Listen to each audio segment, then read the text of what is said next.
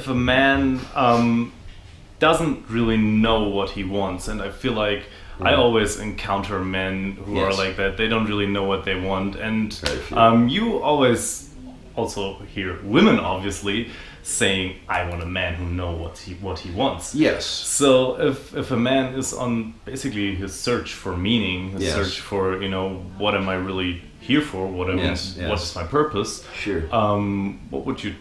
What piece of advice would you give him?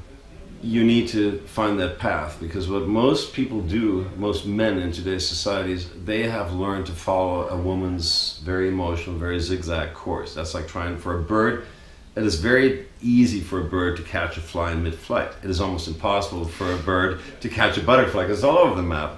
Very ADD, and women are like that. And if you're trying to follow that course, of course, you're never going to go somewhere. So you got to have your own course. You got to be able to follow that, and the woman then becomes something that likes to be taken on that adventure without being the center of your life.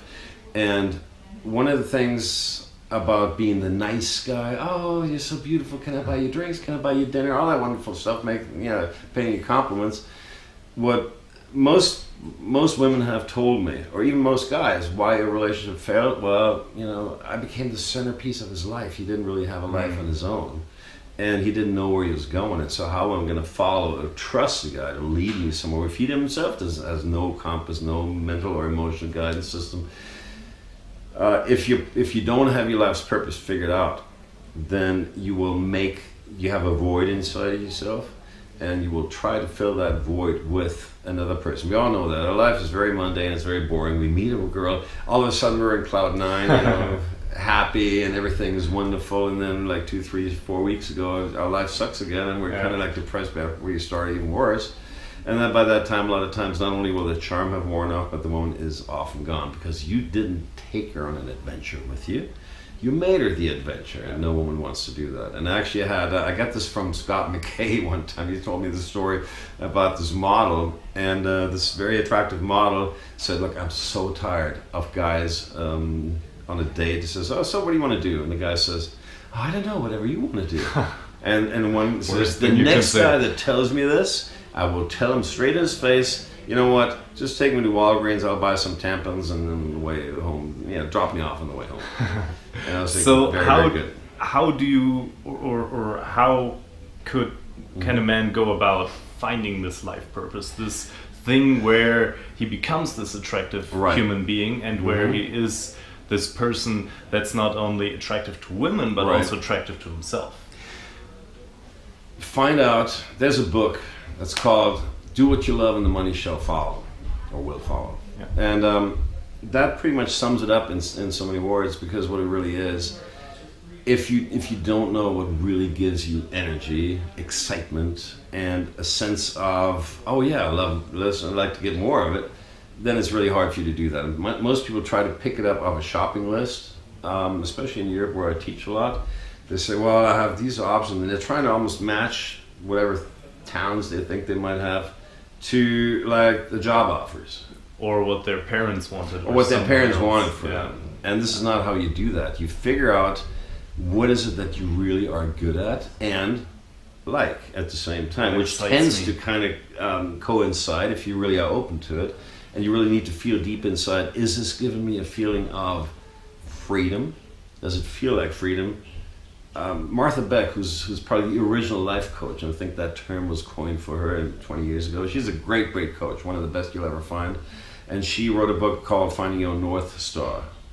And she talks about this. When you're doing something and you're not sure is it your thing, just feel it. Does it feel like shackles on? That's the terminology he uses. Does it give you a feeling, when you take a tour of your body, you feel deep inside your stomach, in your belly, does it give you a feeling of, this is beautiful, I love this, I want more of the same?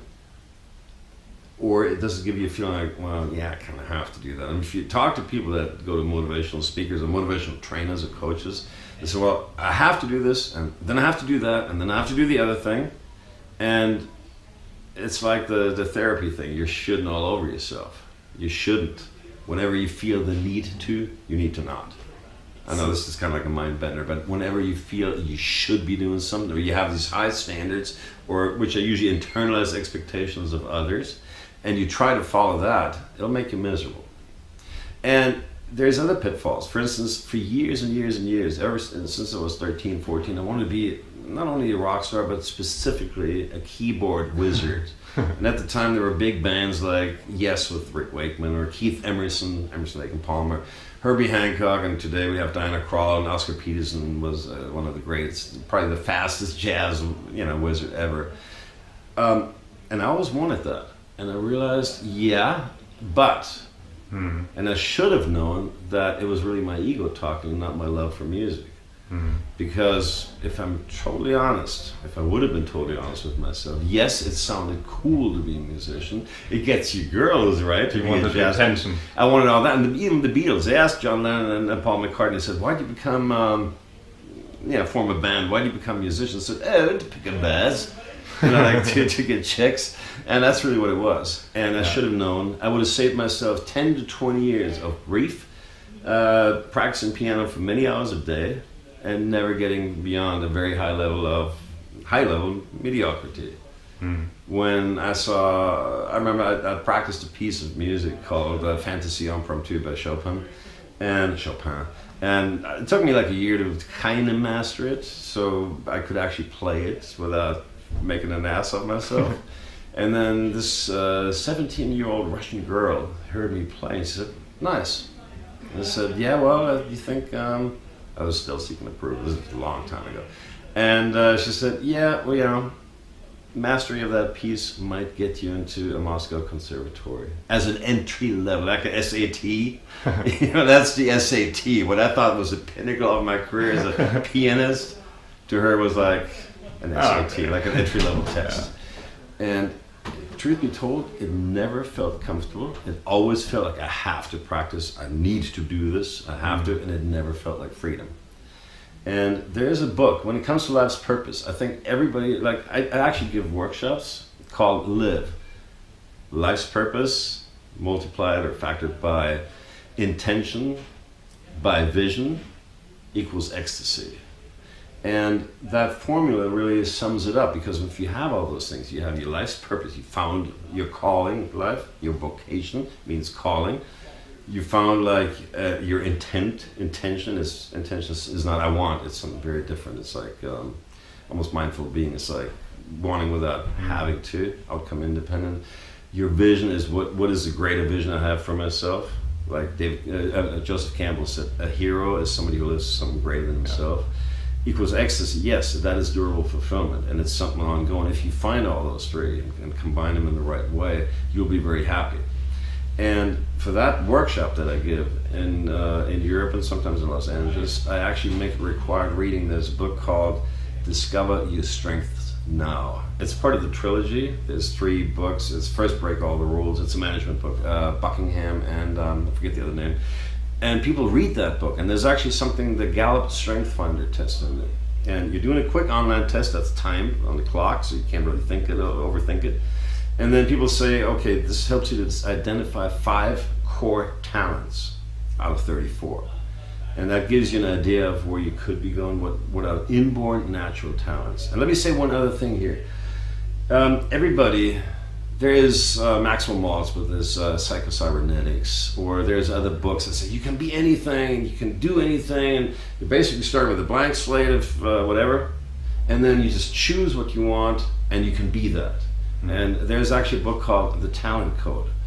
And I know I'm not going to make a lot of friends with this in the scene of motivational speakers and coaches. I say this is the biggest bunch of garbage I have ever heard, and it's one of the biggest lies ever laid on people. And we've all heard about the movie Rudy. There's an event going on next door. We've all heard about the movie Rudy as the ultimate piece of motivation. You can be anything. Now here's a guy that works as a groundskeeper for Notre Dame college football, right? Notre Dame, the best college football, at least in the 70s and 80s it was considered. And he was, I don't know, he was like 5'6" or something like that. He weighed like 140 pounds or 160 pounds. I mean, he was basically, a geeky guy that wanted to be something that you typically need to have a fighting weight of 240 pounds and need to be able to bench like 300-400 pounds and, just to be able to throw your weight around, right? Without getting run over. And he but he wanted to be a football player. And this is like, oh, you can be anything. You can reach the stars is the limit, right? So he practiced for, I think, 2 years, and he finally, they never really fully accepted him. And I'm paraphrasing from the movie, essentially. But after 2 years, I think he was allowed. And another 2 years of training, he was actually, I think, he was basically a bench warmer. In the last 15 minutes, he was kind of, correct me if I'm wrong, but this is kind of how it happened. He was allowed to play for 15 minutes. And then he tackled the opposing team's quarterback. And so, to quote Andy Warhol, he had his 15 minutes of fame. And he made it, right? No, he didn't. Is he a college football player today? No, that was his 15 minutes of fame. Could have gone nowhere with that. It didn't go anywhere. Yeah. Now, is he an NFL player? Did he get drafted to any of the major teams? Not a chance in frigging hell, pardon my French. Because unless you weigh at least 220 pounds, you're not going to get in there. There is no way in hell you're going to survive. Yeah. And we've all heard about the movie Concussion, which is unfortunately the sad reality of this big multi-billion-dollar business called football. And I admire football players. It's a great sport. It requires almost machine-like chess player intelligence. It's a war game. And you have to be you can't be stupid and play football successfully. It's not possible. But you have to fulfill certain physical requirements, and you have to have certain core talents. And to make a long story really short, this guy's ego, and nothing against Rudy, I admire the guy, he's a great guy, wonderful, he's actually a real person. But think about it. He spent infinite time, energy, and emotional energy on something that was just beyond his natural abilities. Oh no, there are studies that prove that in China or Japan or wherever the heck it is, if you practice 2 hours a day on the violin, you get so good. If you practice 4 hours and 8 hours, you're a master. Have you listened to these girls? If you really understand music, they're machines. They're robots. They play very mechanically, but any machine can do better. And that is not your core talent. Listen to what, I don't try to get religious or metaphysical on you, but there is a calling. And it is not true that we're like a blank slate. When we're born, we have a certain amount of brain, and then what's deemed by neurology as a catastrophic event or near catastrophic event of pruning happens, and your brain kind of it's like erosion on soil, and these grooves kind of deepen, and like half your talents fall away. And if you have absolutely if you can do anything universally well, oh, you're a Renaissance man. No, you're an idiot. You're completely dysfunctional and non-functional. You cannot function because you have to specialize. And I'm not a real religious man. It doesn't mean I don't believe in higher power, but whatever higher power you believe in, I call it creative spirit because I come out of a Native American or shamanic tradition. That, whatever you want to call it, the spark of creative, that's your calling, your vocation. Vox, the voice, is calling you. What were you called for? And those natural talents, you can always do them. If somebody wakes you up at 3:47 a.m., puts a Glock 45 to your head, and somebody did that to me once, so I remember that. It's something you won't forget.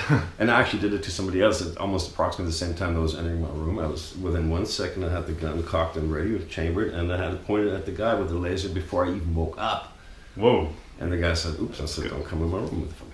Anyway, so what I'm saying is, unless it comes that natural to you. Now, that's not an excuse. There's tons of talented people, and that's a counter argument you hear a lot, that have natural talent and ability but don't do shit with it, right? Yes, and in order to take a core talent into a strength, yes, it will take you the 10,000 hours of mastery, whatever, however long it takes you, 5 years, 10 years, 10,000 hours to master anything, but you can only truly master something that you don't have to go emotionally uphill battle and force yourself to do it. So it becomes a path of water, and water always flows downhill. Yeah. This is the path of least resistance that people like Robert Fritz talk about in his book. Find out what it is that really gets you going, that you're passionate about. And sorry, this is of all the answers I'm giving, this is the longest one, but I felt I needed to kind of connect all these dots to make my point. Yeah. And unless you feel it, truly feel it, it gives you a sense of elevation or elation or exaltation or whatever it is, and you really feel it, you like it, it's a core talent. And if you feel like you have to force yourself to do it, it is not. End of story.